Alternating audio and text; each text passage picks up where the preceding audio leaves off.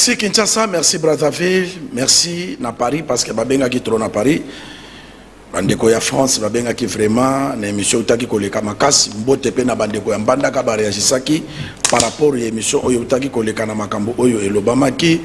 Merci na batu nyonso oyo bazwa Congo Promo parce que Congo Promo ele kaka chaque dimanche na 20h10 et mercredi à 12h30, c'est-à-dire rendez-vous n'est pas manqué parce que bon dans l'actualité, tout ça là qui contre Moutouté, batebele comment bobomi papa bosali boye ba muso balobi oui comment bozana raison parce que Moutou ami bengi notable na mboka na ye akoki jamais kozala locataire ou bien ala na hôtel soka ke vacances ala laka na ndaku na ye, c'est ça un notable. Alors même na ba parti politique biso doza ko aider ka ba parti politique ke boko tia mutu pona kombo ou bien na kikala ou bien na boyete. Il faut que tu aies mérité que ce qui a vu à la Kebitumba a même victoire. Comment ça l'a caillé mon côté, bon, mais ça n'a toujours dans des commissions loin, des commissions Mbote. Mbote, comme qui va être Mbote, bazo continuer, Kolanda Congo Promo, nous sommes des millions à travers le monde, à travers le Congo, à travers Kinshasa, à travers la province, à travers l'Afrique. On va bien à Congo Promo, tu peux merci, la diaspora congolaise, au en Australie. Balanda biso na décalage horaire au moins il y a 7 heures par rapport à fuseau horaire. Merci na fidélité, merci na confiance et donc continuer comme ça là pour répondre à la question par rapport à l'actualité à Mboka ndenge Mboka zotamola topé ça quand même point de vue à Congo Promo au bateau et bénéfice bazo c'est parce que apparemment makamto loba ezo se réaliser ou bien et ko banape ko se réaliser.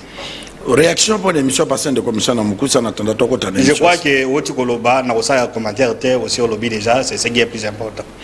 Merci Togoye Bisabino que Congo Promo et Sali Babiloko et Belé malgré Bazon Dimate, mais Nzambe a Salaka Kombo te, mais Mouta Salaki Kombo pas Kombo Landako. Nzambe a Tonganda Koute, Mouta Tonginda Koubeloko Maison Gakapa Nzambe parce que Nzamba Sali Moto, Mouto pas yeko créer. C'est-à-dire quoi? Biso na suka ya vie ya papa Ngulu personnel et mission ya suka papa le kaka na Congo eza Congo Promo ata aye awa matiti awa na kita Congo Promo vandi Congo Promo papa apesaka ba proposition na mokonza mboka alobi aveni Wileri ezalaki aveni kombo wane ezalaki pona ba mindele ba bimisaka ba biloko na bango ezalaki pona bilanga mais tokosenga na président de la République soki moye ezali apesa venu andana kombo ya Etienne Tshisekedi et le kaka awa. Et les lots, tout ça qu'on apprendre que la commission a venu Etienne Tshisekedi, où il a changé combo, mais il fallait pas s'engager merci na bateau ba pesa ka idée wana parce que patriarche alinga ko fana bola munyo zona na sali bomo mais bateau ba lobisa ka yezala kan de commission na nkumo qui fait mais comme PPK alobaka que la reconnaissance n'est pas de ce monde mais d'autres qui la kaka na système AGG kalondate tous ala vraiment la reconnaissance parce que tous ça la musala oyo pour na mboka na biso ekende liboso mata bo reconnaître été nzambe na bakoko baza komona ke bana wana baza kosala musala pour na Congo ekende liboso na sommaire na biso lelo tokolobelela société moko tozalaki nango ya l'état ya aviation ezalaki kaka Congo Airways et koti na faillite tokolobela que ministère de transport eza ko fonctionner ou bien eza ko fonctionner parce que basali ate le côté balobi le côté tokolobela ngona de commission tokolobelela rentrée parlementaire ezalaki le 15 et le 15 c'était vendredi biso do tozolobela ngo dimanche est-ce que quoi apporter nini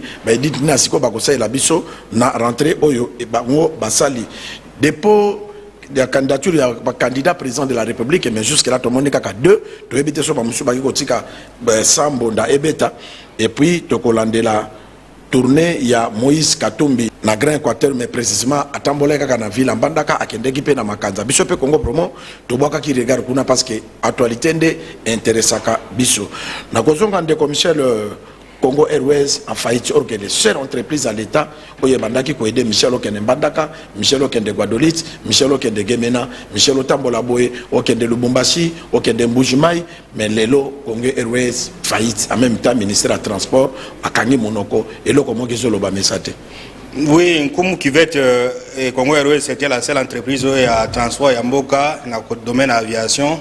Ezaki on a connu Elzaï Awa et Mata de Bonamono Kani Maboko Lokolo Komisango. Non, Elzaï Awa et Koufaki Baye Laurent Désiré Kabilaye Ache Balak na ba Ninwana Iselagi Tetu on a pris beaucoup d'années tous à la société à transporter mais en 2014 toye ko société d'Abisso oyo bazoti yango babenga yango léopard volant. Donc honneur ya mboka quand même ezala honoré. Mais tala lelo société ane ko ina faillite. Société ko ina comment une société nani Congo Airways oyo actionnaire qui a peu près 5 avions. Ils ont 4 avions. Ils ont 4. Ils ont 4 avions. Nous avons Désiré Kabila, Emery Patrice Lumumba, na Moukovana na Bossani. Donc na Noarit. Donc 2 Fokker na 2 A320. Airbus A320. Donc société Bodami Sikame flotte à 4 avions. En 2014. Mais société en 2023, société quoi une faillite. Mais société n'est quoi une faillite ndengeni. Parce que ça la Congo Airways, Congo Airways allé société d'actionnaires, actionnaires banane d'entreprise congolaise. FPI a mis ça Mbongo. Donc idée à l'état, il y a ba konja série on les a dit non, toujours ça la société, mais ils a la gana bato ba ko bana ko aider. Donc Mbongo utaki di bana te Mbongo utaki na ba actionnaires qui sont les sociétés où ils allaient là. Ba RVA banane wana batunyo basali ba port, ba sali société. Société wana Congo Airways ils a ko bénéficier de la subvention à l'état. À son carburante. Vous comprenez? Comment une société aviation a foutaka ba travailler l'état na foutaka. D'abord carburé ça cher mais Congo nani état congolais a subventionné à tomber na faillite ndenge nini. Congo Airways a foutaka IBPT. Impossible les bénéfices et profits aux entreprises c'est ça là. Pour les sociétés ya nini a foutaka ngote. A foutaka ba frère ya talma qui ya na aéroport té. Na parking ya aéroport tout ça. A foutaka té. Donc aza exonéré na makambo ebele mais société là iko na faillite. Bazoli ambongo peut-être de commission. Ba konzi bazoli ambongo aussi ça mais c'est-à-dire que visueux à la guité. Même à bateau on a transport là, tout le monde savait que Congo Airways est la faillite. Mais qu'est-ce qu'ils ont fait pour que non société quoi la ligne. Imaginez notre koloba ah société na actionnaire rebelle par l'état bazo sala bani yé moka koko tambong bazo subventionné mais pour na baso avion. Bon ça la flotte vous avez 4 avions mais une dizaine d'années après au coin faillite. Et pourtant, ils étaient à mesure, il y a que ça là, chaque année, baso avion moko. Avion wana neti oyo asuka oyo, ba A320 wana. Ils ont équivalent au moins à 5 000 heures. Les lots c'est 24 millions de dollars, 24 millions d'unités pour nos avions wana. Mais bino sali pendant 10 ans, mais vous êtes incapable de renouveler, avion mususu. Et puis t'as la bateau wana bazo kende baso ngani ono gouvernement pesa bango mbongo, baso ba moteur moko za 7 millions. Donc 2 moteurs pour un avion, 14 millions. 2 moteurs, donc 28 millions. Moteur. Mais pourtant, on peut aller acheter un autre avion. On se comprend. Ça, c'est aussi responsable. Donc, c'est-à-dire qu'il n'y a pas une vision dans le niveau du domaine de transport. Est-ce que, commissaire, politique, il y a biso Namboko, il y a Dakaka, ceux qui ont commis ministre, ou bien ceux qui ont commis ministre, ou bien Boye, Bakozwaka, membre de parti politique. Ata, société, on est en droit à engager 10 personnes, Bango Bako tripler en haut et commis 200 personnes. Il y a un moutezo bon entreprise congolaise. Éthique, il faut y a respect, il y a nombre d'employeurs dans les entreprises, ça exagéré comme l'État est coproduire. Bâton, ce qui est là, c'est frère. Place à confondre compte qui c'est à la cate. Ce qui est là, l'entreprise à l'État, tout en dans nos frères. Mais Bakangama Kakana douane, il y a une douane comme cher. Parce que la douane, on coûte à Baki, c'est comme la Bibonga, n'a pas place, Kakapona, qu'on crée, Kaba taxe. Est-ce qu'il n'y a pas moyen de développer une entreprise congolaise et qu'il y ait des liboso, Bamassu, à la Kalissu, on a très koufa, Banine, à la Kalissu, Transcope, ba transco oyo tala ndenge koma kutu euti obonga pona francophonie chef de l'état uti kozwa ngo basali yango balangi sika banini mais ba transco koma longola uti kozala 100 ans. Est-ce que on traite vraiment na boka na biso pona ko aider ba entreprise wana? Qu'est-ce qui ne va pas? Oui, qu'est-ce qui ne va pas à cette question? La réponse est celle-ci. En 2019 pour répondre à la question de wana, bon, on a transformé ces entreprises en des sociétés commerciales. Vous comprenez? C'est-à-dire que Balongoli, on a très comme une société commerciale et comme une compétition avec une entreprise privée. Congo Airways est comme un établissement public. Nous sommes une entreprise publique. Mais une entreprise publique, il y a l'odeur, il y a l'État, ainsi de suite. Tout le monde a une entreprise publique et comme une entreprise commerciale. Comme un établissement public, ainsi de suite. Il y a un INPP, mais depuis lors, transformation d'entreprise publique au Banque mondiale ça ba bongo bien copyright et aboutir à résultat ni résultat ça ka o lobi wana so ba nommé ADG ni société qui n'a pas la bailler la batonaye parti tindeli ba tebele ba gonfler ba nini mais à part ça mais nous avons l'IGF non l'IGF là a la contrôle a priori ça dit que l'IGF devait être à mesure il y a que non tala na Congo et ça la faillite. Qu'est-ce que nous pouvons faire? Bah alerter, est-ce que bon à Congo ils vont détourner sur les autres? Ça c'est de 1, de 2. De commission ngana dans la doute, je pense que on a mon té IGF a au dit moko boye, pe ba kangi gros poisson ba tie na prison, et ça la kaka ba muta IGF ataka ko le kaka na ba TV de kwa lingete kaka TV, résultat sur le terrain parce que IGF ezali Congo Airways et bande ko ko tsambongo et ko ti fight ndenge nini. Oui, mais est-ce que il y a pas qui va entrer, il y a pas dépenses, on a IGF a bien monté. Mais le problème il y a IGF ça dit que non mais Maroc dans l'état, mais Maroc dans la justice non. Il faut encadrer à mon ageno ba recette. Tout le bageno on vous exonère na ba solution. Vous autres capé ba billet. Avion na sala chaque jour. Bon on sala na ngone ngeni. L'état paie azo sa bango subvention. Ça c'est aussi un problème. Aussi un autre. On continue à pleurer chez Rubo Kende perd son âme à double titre. Azaki na projet moko ya création à Congo Air Congo. Vous comprenez? Na place à Congo Airways, Congo mais depuis soko de pas akufa, idée na soko kenda wapi. Société na eza wapi. Et go sala ndenge nini? Parce qu'ils avaient même un partenariat que no baluka ba entreprise ba ya go sala Mexico yo. Donc on a un niveau de transport en haut. Nous avons même contacté na cadre à Congo Promo Awa, l'un des responsables du comité de gestion conseil d'administration à Congo Airways. Après ça, non, moi je ne peux pas m'exprimer sur cette question. On va faire des surprises. Quelle surprise? Bino, vieux, ils ont salaté. Vous avez surprise, donc, vous avez un transport, ils ont un ils ne savent où faire. Vous comprenez? Mais, déjà, il faut que nous défendons l'avion. Mais il y a un moment, Congo Airways, il y a un avion qui est loué. Moi j'ai fait un voyage à Kinshasa Goma na Tunis Air. Au soko na liboso bakomi Congo Airways bakomi na malamoko na kati au moins na biloko à Tunis c'est une société d'aviation à Tunis ya. Mais pourquoi on met la guidée? Il y a on a la binde ko Michel. Ce qui a linga kende ko de feza lokola na ndako. Yo soko za na mboko to lingo de fa mboko pas camarade, il faut bana baye bakeno. Nkumu na kende pas Michel ko defa $50 pour la nation bela bana 5. Mais il fallait ko defa non. Il faut que ça avant. Il faut ça avant. Bon, sikoyo comme que non, les gens sont pris en étau, le gouvernement a commis ça, moi en bon, tout le monde va se retrouver ainsi de suite, mais ils pouvaient faire ça. Donc, on a dit non, hier, au lieu à que de faire l'avion, il lui préfère à son monteur, il y a $7 millions.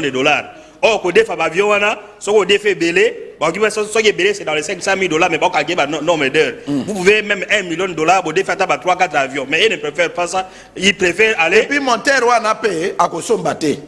Bado ça, la bazana ba mécanicien babimi simbongo ya monteur babongisi kaka monteur mais ils sont capables non mais bala service à maintenance non le problème c'est pas l'acheter monteur le problème là pourquoi une société qui a été créée en 2014 na actionnaire ba RVA ba ngoyo bazawana pourquoi ils ne font pas ça pour que non ba ni société comme appartient ils doivent le faire mais les conséquences ça les so za la Lubumbashi pour la Kinshasa qu'est-ce que les gens font ils préfèrent Azou Ethiopian Amati Addis Abeba de Lubumbashi à 4 heures du temps 4 heures du temps 1 heure du temps escale aux 4 heures à Kinshasa, donc 9 heures du temps de trajet, il y a 2000 km, il y a 2 heures. Donc, au moins, les gens souffrent tout ça. Donc, le ministère du Transport, les taureaux par les cornes, moi,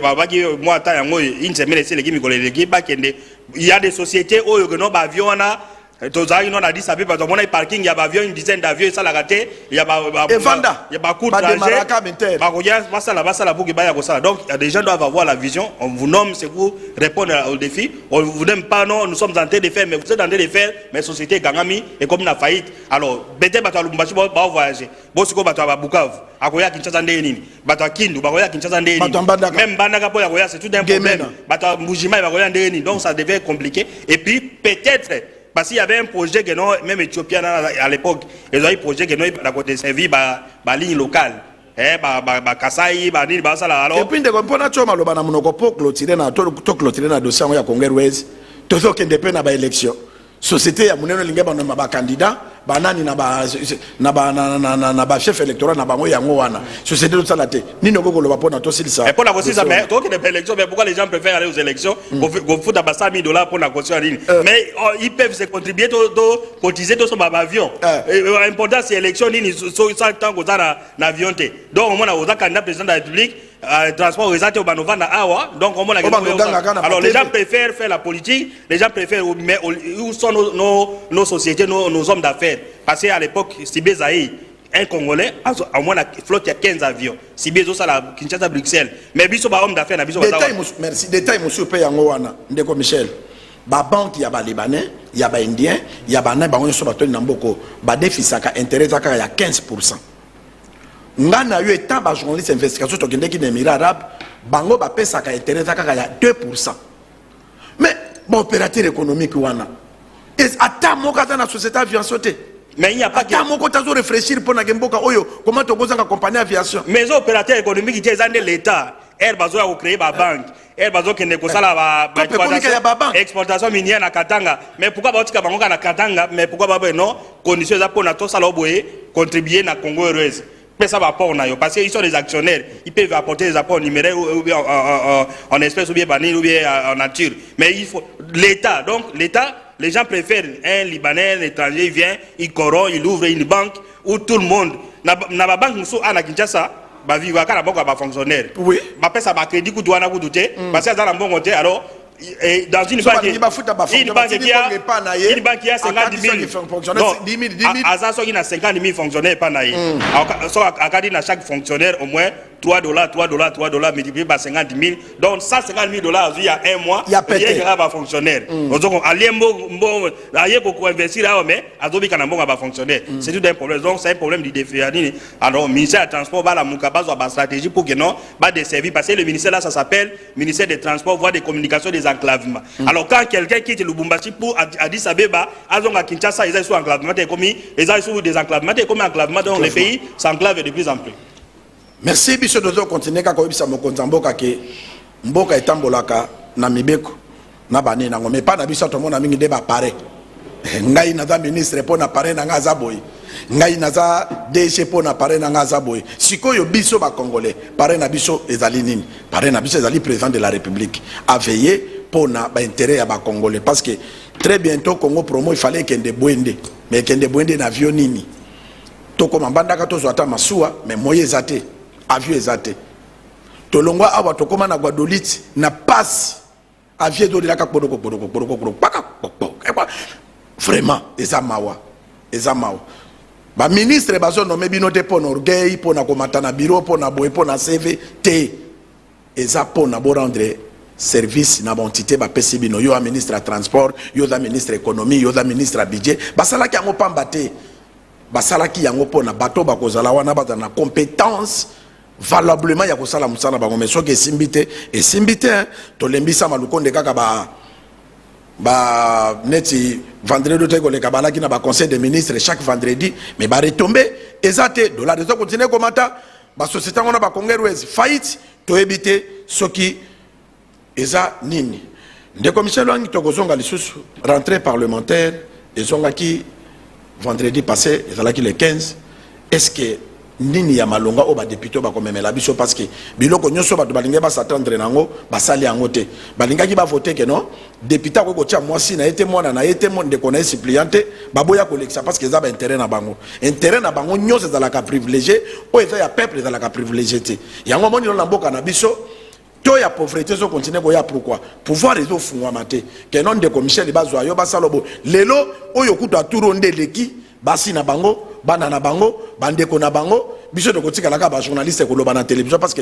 si tu n'as pas de moyens o causer ko kende ko postuler te oza na mbongo te baboyi ko lekisa ba biloko oyo ezali intérêt ya peuple bango wana bazongi babanda ko beta maboko babanda ko sala nini okoki ko loba na rentrée parlementaire sans nos pesa ba congolais na bato bango batindaki na assemblée nationale mais elo li bango ba ko sala o ba salité autour le balo est important dans loi électorale les gens pensaient que non mais loi électorale balo il a maya bien ani mais ba salé yango te alors bazongi ça devient bien sûr que c'est constitutionnel mais c'est mécanique hein bazongi le 15 septembre vous comprenez depuis le 15 septembre octobre, novembre, campagne électorale. Soit élections, les campagnes électorales, donc ils vont travailler pendant 2 mois.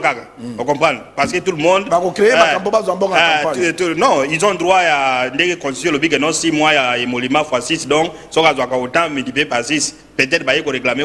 Mais dans un monde à terre Moussalo bango miracle bakosala interpellation à membre gouvernement ni bakosala na moment que non mais bakopesa bango yango soki élection ezali soki ezali bapesa bango tambongo kobwaka pa non mais pour la bango ils a fait non c'est-à-dire que Assemblée nationale et pour la bango mandat na bango aussi la faire législature faire législature ils aussi l'année oi donc ils vont se dire que non ba na faire législature élection ça la matin bango va ça il y a 5 ans na bango pesa bango d'amener des soldats na bango tout ça donc alors na éviter ni bakosala interpellation ni bakosala na moment ya kobenga que non transport Congo Airways ikosa mandenge nini na côté économie na nini tout ça bon tout le monde a même des bazongi les 15 peut-être la première plénière de en a fait fin septembre ils en a 1er octobre vous comprenez en octobre les deuxièmes plénières tout comme là la veille ils sont capables électorale tout ça on ne sait pas ceux qui sont venus mais comme constitution le big non tous les 15 il y a mois de septembre il faut besoin on besoin qui passe tout intérêt il y a besoin on lieu qu'on va dans la circonscription qu'on dépasser bambon on peut pas gagner alors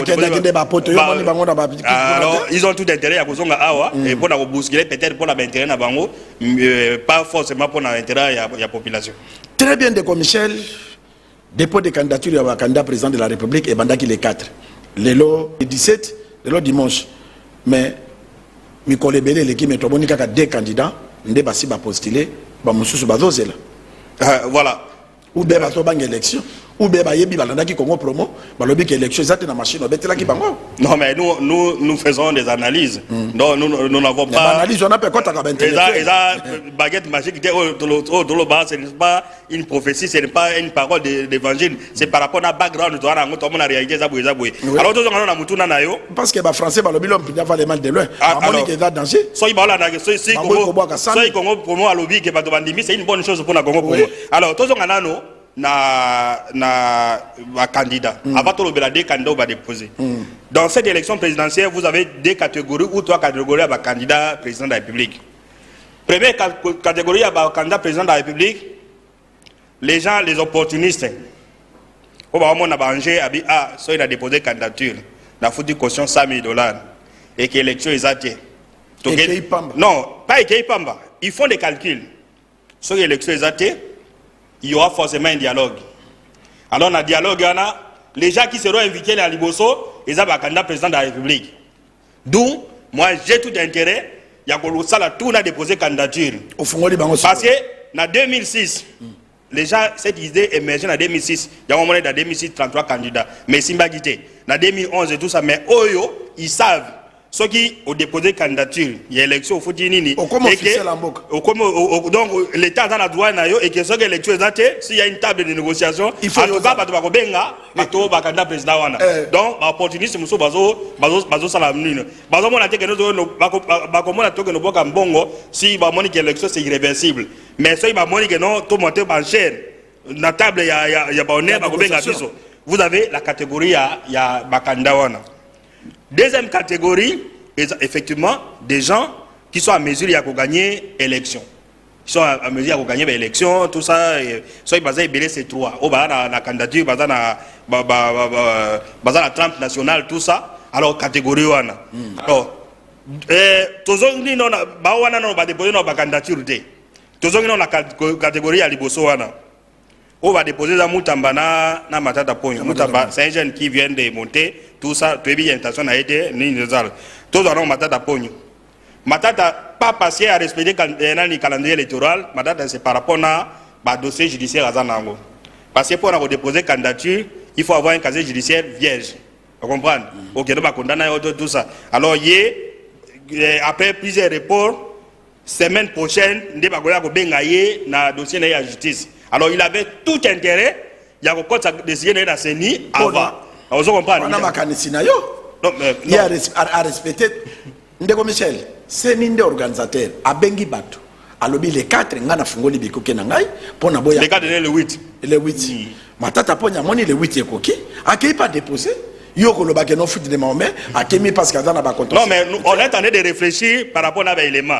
Parce que un candidat président de la République, notre délai à 1 mois à dépôt de candidature, vous ne pouvez pas se précipiter le premier jour. Ah, ça c'est bon. Au Kende, déposer candidature. Mais ça capable na base na ye. Alors, ça peut être capable, mais ça peut être aussi lié à la échéance aux années. Il y a une personne qui a réfléchi. Il y a aussi ça peut que non, à Salabino, on a Kende nano. S'il y aurait un problème, il y a justice. l'été salami candidature n'engage déjà recevable salami de salami azui ba immunité mon donc à ça non immunité attaque candidat mais peut-être l'état va banana ba jugement et Seigneur ça confirme déjà ba liste ba candidat président de la République et c'est bima même condamnation so que peut-être ko zala so na ba fait moko donc il y a qui c'est plus makamwa justice ndé et tindi à salle alors pour na ba candidat au bazar sérieux apparemment ils sont au moins 3 vous comprenez. Donc les candidats pas sérieux, mais les candidats qui aspirent à remplir les Félix Tshisekedi donc à président ou bien à Moïse Katumbi ou bien à Martin Fayulu, alors pour que ça soit irréversible, parce que tout le monde pour que tout le monde soit irréversible, il faut que Martin Fayulu ou bien Moïse Katumbi va déposer candidature d'ici fin à mois. Pour là, ça devient sérieux. Il faut être irréversible. Si Félix Tshisekedi a déposé candidature, peut-être les derniers jours, il y a clôture. Parce qu'on ne peut pas imaginer qu'un président de la République en fonction a déposé candidature et qu'il va reporter l'élection. Ce qui a déposé candidature, en tout cas, il y a la probabilité, il y a élection salariée. Alors, on a assez de temps. La CNE elle-même, après ça, il y après ça, il y a un mois, laissons le temps au temps. Total la banane, s'il y aura une catégorie, ou alors il y aura des gens qui vont avoir peur, ou bien un grand candidat, on va se définir tout ça, mais Togoya a la lumière à partir du 5 octobre. Ndeko Michel, moi, sur question, parce que nous allons continuer. Bateau, membre de l'Union sacrée. Basala qui charte dans l'Union sacrée, dans la Gipona, pouvoir à Félix Tshisekedi, 5 ans. Lelo Félix Tshisekedi a déposé candidature. Bapo, on a d'abord Félix Tshisekedi. Assurance ni bango bazanango ou bien intérêt ni bango bakozala nango na deuxième mandat ya Félix Tshisekedi que est-ce que bata sûr kaka que union sacrée ko continuer est-ce que bata sûr kaka Félix Tshisekedi apesa bango ba fonction quand ndenge bazale lo boye que non parti boyezwa ou bien Félix Tshisekedi bata maile na parti na ye atie ba candidat na ye que soka sur le deuxième mandat asala musala na IDPS. Voilà, à cette question voici et réponse na biso comme Givet. Vous avez des réponses. Il y a blocage à la loi. Na opportunisme politique. Blocage à la loi n'est élection présidentielle à 2 tours. Vous comprenez? Il y a un seul tour. Vous êtes membre du gouvernement. Vous ne pouvez pas prendre le risque. Il y a aucun postuler l'élection présidentielle parce qu'il y a un seul tour. Si l'élection présidentielle est à 2 tours, vous comprenez? Débat, il y a une chose à cause de mon awa. Peut-être qu'ils ne voulaient même pas accepter par contre le gouvernement. Vous comprenez? Donc, il n'y a qui pas postuler. Mais comme l'élection est verrouillée à un seul tour et que parce qu'ils n'ont pas de choix. On commence à bancher les gens qui ont l'élection à 2 tours. Soit nous avons soutenu, soit nous avons mis 3e, nous avons soutenu 2e ou 1er, ainsi de suite. À ce moment-là, le président ou bien Mouto a négocié. Mais dans ce moment où aucun d'entre eux n'a pas candidat à négocier avec Félix Tshisekedi. Vous comprenez? C'est-à-dire que non, donc il n'a pas de choix. Il y a Moussa Nezagaga, Akendegaka, Andima. Donc il n'a pas de choix. Mais avec hypocrisie, tout le monde développe aussi. Deuxième, il a la perte de ma privilège. Imaginez un vice-premier ministre net Vital Kamerhe qui a été candidat à l'élection présidentielle de 2011, en 2018, à se retirer pour Félix Tshisekedi et puis pourquoi se retirer, c'est-à-dire qu'il y avait un accord qui a été signé entre les deux. Mais à Tiki a créé l'élection à se retirer sans condition. Soutenir Félix Tshisekedi. On doit se poser des questions. Parce que lui, il a l'ambition présidentielle à se reposer à sa ligne. Un candidat comme Jean-Pierre Bemba, qui fut candidat président en 2006, qui fut candidat président en 2011, oui, en 2011 c'était Etienne Tshisekedi, en 2018 à Zalaki, mais en 2023, tu habites dans le congrès le 30 septembre, ils ont décidé, mais c'est fort possible que nous avons soutenu Félix Tshisekedi. Alors pour quel intérêt? Parce que Félix Tshisekedi a promettre la primature, parce que les gens ont compris que pour soutenir ma première ministre. Mais tu viens de bien souligner. Pour ma première ministre, il faut dans la majorité parlementaire. Il faut dans la partie ébélée, tout ça. Donc, alors qu'on dit Félix à compromettre. Donc, on n'a pas de choix. Alors, il y a qui non, ils n'ont pas de choix. Bazar a besoin de s'aligner. Mais, qu'est-ce qu'ils vont faire? Ils ne vont pas battre campagne pour la Félix Tshisekedi, dans la plupart. ils vont pas peut-être dans la circonscription. Je prends un exemple, un candidat président, un candidat député, un candidat membre de l'Union sacrée à Mouné, qui bat le Kwebo. Aza, candidat na Bukavu. Élection, campagne électorale des commis. Vous verrez, bat le Kwebo qui est dans Congo central, à sa meeting, dans la salle de Lumumba, qui ont voté, Nani, Félix Tshisekedi. Est-ce qu'il y aura tout ce temps? À cause de l'attaque concentrée, la campagne. Ça sera le même cas dans Vital Kamerhe et dans Bangonyos. Donc, c'est là où la question union sacrée, ou bien tout au président, va tirer les leçons, il y a choix, il y a nani, disons, au Salamay, FCC. Parce que l'union sacrée, c'est l'erreur qui a été commise dans la FCC. Il y a comme là que nous, comme nous sommes majoritaires, nous sommes dans les institutions, la population nous appartient. Comme Bisso Dozana Nini, Bisso Dozana baguette magique, comme nous sommes derrière Félix Tshisekedi, tout le monde va voter. Ça n'a pas été le cas en 2018. Il ne sera pas forcément le cas en 2023. Donc, maintenant, c'est à chaque candidat de travailler, de ne pas compter forcément la bataille passée. Tu as bien dit, si sa place, comment un acteur politique a haut rang, net Jean-Pierre, net Vital Kamerhe, net Bati Bourgobo, a donc que nos alliés, qu'on s'aligne devant un candidat président de la République, a écouté, sort n'a été. Si Félix gagne les élections en 2023, est-ce qu'il est encore président du Sénat? On ne sait pas. Vous comprenez? Mais, il faut se poser des questions. Donc, les Congolais nous ont habitués à beaucoup de choses. Donc, nous allons nous moulaï. Nzele sana no mulayi balanda Congo promote ebisaki binoke biso dobeta kana biso kaka mbonda babini peso ki babini malamu okomona nanga mobeti mbonda na bandiko bina c'est-à-dire quoi tolobaka na Congo promo awa pour na projet ya 145 territoires tolobi mokonzambo ko initier yango mais ta ya contrôle ko za la moins difficile na ndenge élection et dako pour compointer na horizon lelo to comme on a raison na province ya Chwapa ata brique ya Pamba. Nous l'avons dit il y a de cela 8 mois. 8 mois. Si Sikoyo, ma province, nous avons dit qu'on inauguré. Mais n'a pas et l'autre côté, il j'ai fondé comme Michel Otikoloba Awa. Bah yo kakabilo kobiso tolobaka Awa. Mais ceux qui bakebuna non, ces gens-là, ils disent toujours ça parce que ça. Oui, toujours le bapon intérêt à Mboka. Mutu mon côté, ata lelo bazuyo bape ata bande konabiso ba tonga lelo bandako batana ba millions.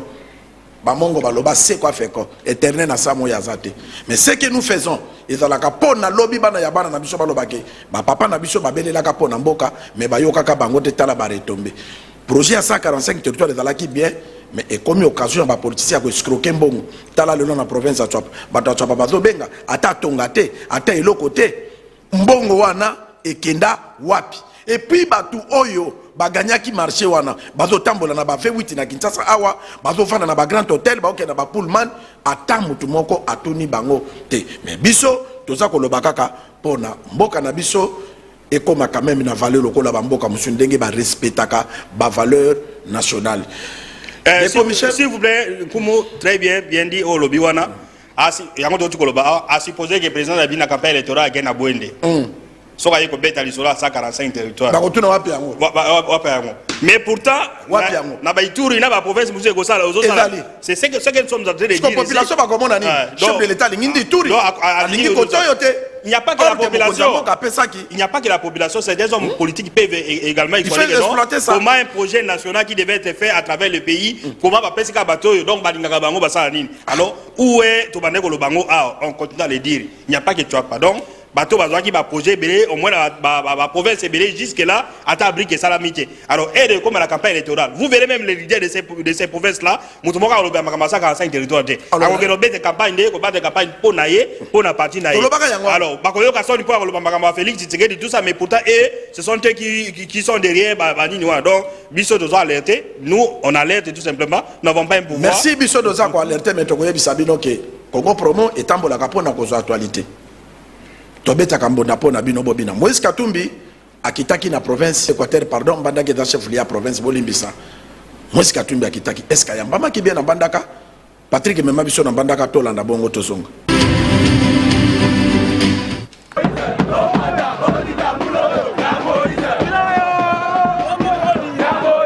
Après avoir conquis l'Est du pays, Moïse Katumbi Tchapoué vise désormais plus loin les provinces de l'Ouest de la République démocratique du Congo pour la redynamisation de son parti politique Ensemble pour la République. Par tradition, Mbandaka, c'est la porte d'entrée du Grand Ouest, d'où l'arrivée du chairman sur place pour débuter son périple. À sa descente d'avion, les candidats déclarés à l'élection présidentielle est accueilli par une poignée de personnalités du coin, au nombre desquelles José Ndondo Bonongi et la députée nationale Tania Mukolo Njoli.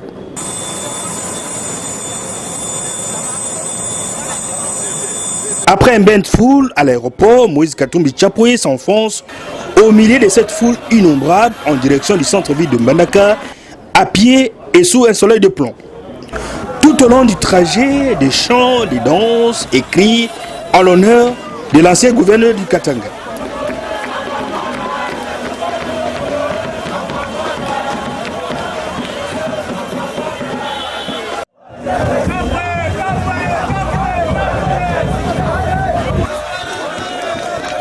Homme au grand cœur et surtout au porte-monnaie facile à s'ouvrir, cette dame en connaît quelque chose. Arrivé au lieu du meeting, Moïse Katumbi remercie la population de Mbandaka pour cet accueil spontané et chaleureux. Parce que le programme, il fallait na zonga lelo na lobi na kozonga te. Il faut sentir chaleur ya Mbandaka. Dans un lingala parfait, le président d'Ensemble pour la République paie les tableaux peu reluisants de la marche du pays et promet d'y remédier les cas échéants. Un discours rassembleur salué à sa juste valeur par des dizaines de milliers de ses sympathisants qui étaient présents au meeting, dont certains d'entre eux ne cachent pas leur satisfaction.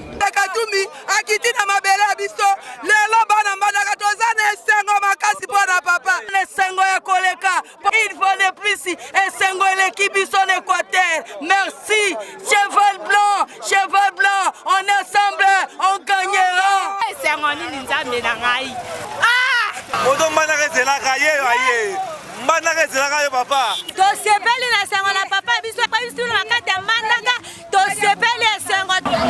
Initialement prévu pour un aller-retour, Moïse Katumbi Tchapoué a passé 5 jours à l'Équateur. De quoi montrer le rôle d'arbitre que la population du Grand Équateur va jouer à la prochaine élection présidentielle. Comme qui dirait, qui veut aller loin, ménage sa monture. Merci Patrick Ndeko Michel oko commenter muke Moïse Katumbi azotambola mama moka mukolo abimi papa nzala atie liboko na poche apesi biloko ebela tolakisi te école moko ezalwana na bokotola eza quartier moko marquage na ville ya Mbandaka ezindaka école wana ekufa Moïse Katumbi azongisi yango tolakisi yango awa te et puis azalaki très bien accueilli na Mbandaka. Et ça pour nani parce que Moïse Katumbi azalaka gouvernatika lokoma na Mbandaka te mbala libosa koma na Mbandaka bayambiye po na notable Mbandaka Ndondo Bononge ou be bayambiye po na Tanya Mokolo be bayambiye po na Bajarene et ça pour nani. Voilà, nani tore de moi là ko pesi ya muke wana o ya mama wana donc certaines personnes n'ont même pas, bon, certains confrères n'ont pas fait allusion à Nini, mais sur la Congo pour me trouver un intéressant. Il y a autre chose à la place. Ils ont dit, Jésus a d'autres molana, ma disciple, maman moka simbié, neilamba, et à sentir que non, il y a puissance moka ebimi. Nakao ya Moïse Katumbi, maman wana sali, lui il était quand même gagnant, ça qui bien passé, bagarre ba empêché. Mais maman a l'équité à ça a percé maman pas à moi là à sentir nani bienfaisance ya Moïse Katumbi. Donc voilà pour nous répondre na mutuna wana. Mais la mobilisation oui à mobiliser va te belé. Personne ne savait que non Moïse Katumbi va na Mbandaka. Oui. Ba ibango à la veille. Alors yo lobi que non à commenter quand il fut gouverneur ya Katanga, on comprend. Un gouverneur autour qui est dans la province, mais il est commis candidat président de la République. Azana droit à la partout. Et c'est qu'on a vu en Mbandaka, donc, image ça, redynamiser parti naïe, mobilisation à Magazi, tout ça. Et c'est là où nous venons de dire, bateau union sacré, Bakeba, na Babylone, Batala signal. Batala Babylone, il y a comme on a, parce que j'ai suivi un député, azosa ba émission na ye alors non mais Moïse Katumbi ba kuna ba yambiye mais azotanga ba leader ya Équateur bo ça ndenge nini pourquoi vous n'avez pas fait ça bolinga ba ça nini empêcher Congolais na mabele na yede tout ça donc il y a quand même poussé non c'est-à-dire que non pourquoi Moïse Katumbi bayambi ebele boye bino ba leader pourquoi vous n'avez pas pris les dispositions pour que ça la mabongote alors bon ça c'est des bonnes guerres mais ça mais Moïse Katumbi bayambi a sali discours na ye tout ça au mona non population bazo côté so balobi Moïse Katumbi ebolo balingala te congolais comment ebolo balingala est-ce que congolais c'est ebolo balingala ça c'est un faux fouillard ça c'est un faux c'est au moins ba bloc ba langue non de commission biso to za pona ko orienter opinion mais ya la tenga la boy ko lo limbi sans de commission ngai nkumu ki fait soki na kelelo na za candidat président de la république nzamba tombolinga na komi candidat na komi na mbujimai toza na 4 langues nationales toza na Chiluba toza na Kikongo toza na Swahili toza na Lingala soki na komi na mbujimai soki na ibi Chiluba te ndena congolais te non mais on a rien à baboué au moins ba dossier à langue ou dans la linguistique linguistique est défini d'abord la langue maternelle c'est quoi la langue maternelle c'est une langue à laquelle un enfant est habitué à parler so obotami muluba so donc obotami muluba oza mwana muluba olobaka français langue maternelle oza ya français vous comprenez. Alors, vous ne pouvez pas demander à tout le monde de connaître la langue nationale, la langue maternelle, la langue banine. Alors, un leader comme lui, Moïse Katumbi, lui au moins, il faut le féliciter. Azo Balingala très bien.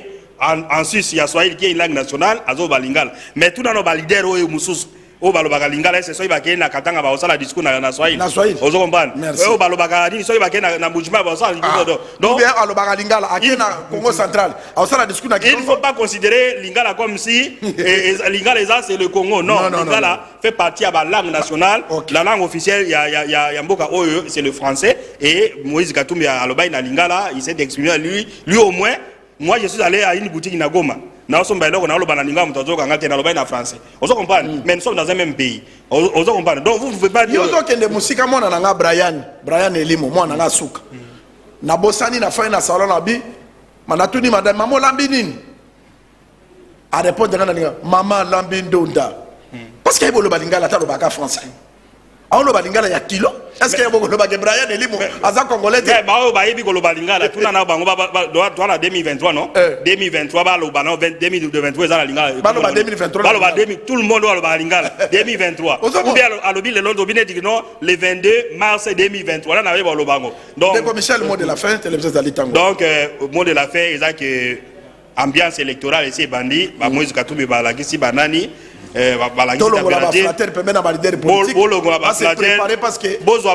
travailleurs makasi ba mobiliser parce que terewana bitumbe kozala et puis bitumbe kozala na bato makasi y compris l'équipe de journalistes à makasi on doit comprendre je crois que Congo Promo a signé contrat na mututé to la kisi dia professionnalisme pendant une année na modeza yangoyo deuxième année na biso de ko la porte est ouverte na Congo Promo muto ya koya na Congo Promo candidat président de la République comme nous l'avons dit nous avons une agence en communication nous avons également une agence médias on doit comprendre to la kisa expertise et puis candidat président de la République au Congo pour moi à soutenir akobima yo c'est là pour toi dans secret à Congo merci comme vous citez parce que biso to yebi mbula tambola kana biloko misato atambolaka ye moko te mbula tambolaka na mopepe na kake pe na mai yango nde Congo Promo parce que bakoko bapesaka biso cadeau oyo pona kotambusa Congo nkomo na ndeko non une minute nkomo tomi komiside ça vient savoir que nous avons un candidat président de la République to biso que no so ngoke na bandundu kozala boye so ngoke na Grand Kasai kozala maboye so ngoke sala boye so ngoke obimola taboye so ngoke sa donc biloko anezali.